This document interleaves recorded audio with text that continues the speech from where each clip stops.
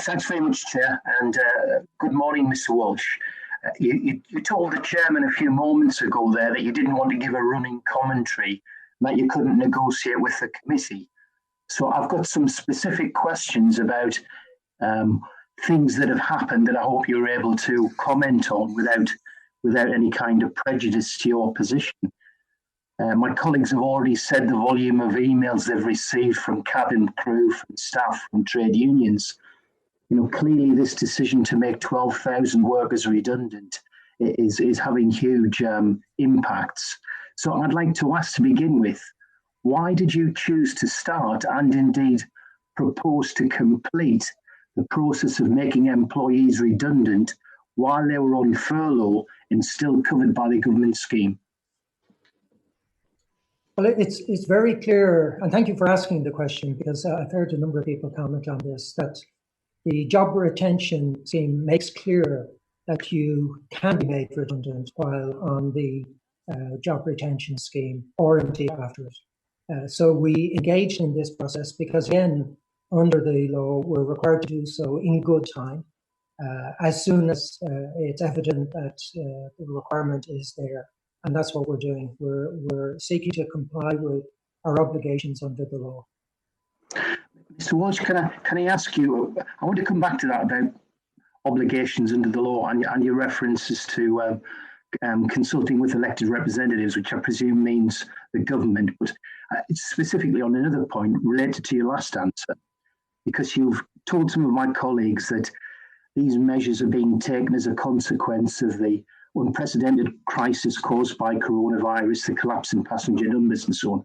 But what I'd like to put to you, and I'd like to know if it's correct or not, is that you previously issued Section 118 notices. These are statutory notices of redundancy to the entire workforce of 40,000 BA staff just before the government furlough scheme was introduced, and then refused to jointly lobby government with Unite the Union, only to later withdraw those Section 118 notices when the furlough scheme was introduced. Is that correct?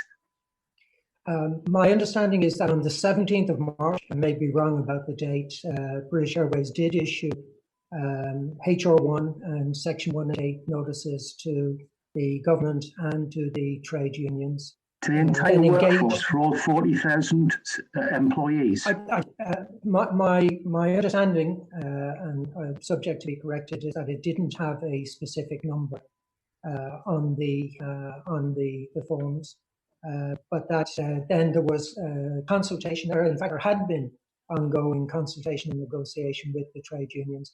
Through that negotiation, it was agreed that the HR1 and Section 188 notices would be paused when the agreement was reached with the trade unions on availing of the job retention scheme.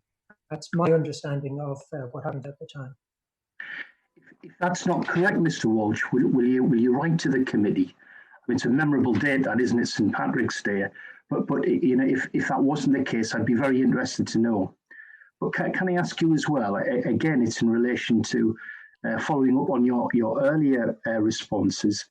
In relation to consulting with elected representatives and the legal requirements that are placed on BA.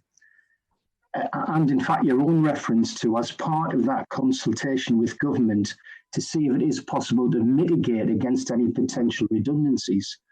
What I can't quite get my head around is, how is it possible to mitigate against making a third of the workforce redundant, and your proposal to remove all of the remaining employees' existing terms and conditions?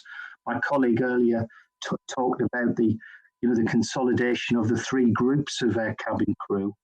How can that be possible when we're working under the threat of instant dismissal if they don't accept those new contracts? How can you possibly mitigate? Well, I'm sure you will appreciate that the purpose of the consultation is to address that. I'm not going to prejudge that consultation. I would expect that to be an issue that will be dealt with by the elected representatives and the representatives of British Airways. I'm not going to be directly involved in that, but the issue is the subject of consultation.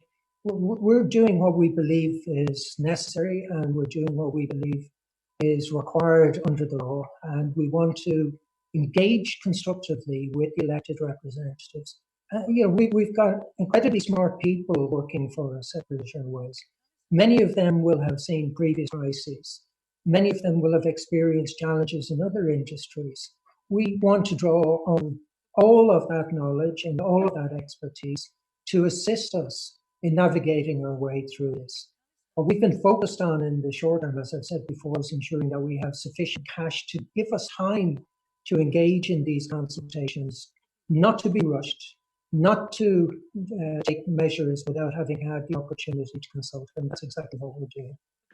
But Mr. Walsh, in your previous answers, which were very specific, you did refer to the levels of cash and liquidity that British Airways and the parent group hold.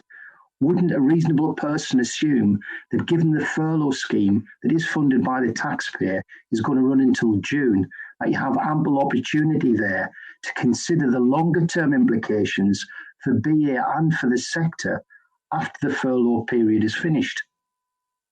Well, maybe it's a great question. To put it into context, if we were to avail of the job retention scheme for the full number of people that were furloughed in April, which from memory was 22,600 out of the total workforce, and to avail of that for 3 months, the amount of benefit we would get, and it's very significant. I don't want to underestimate it, and I do very much appreciate what the Chancellor has done.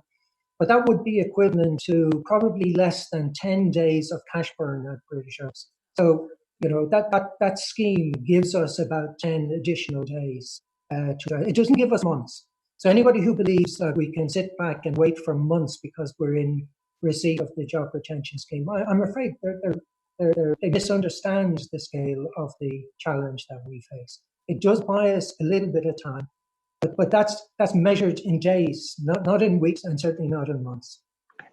I want to come back a little bit later, so I know lots of colleagues are trying to get in on this section, so I'll hand back to the chair. Thank you.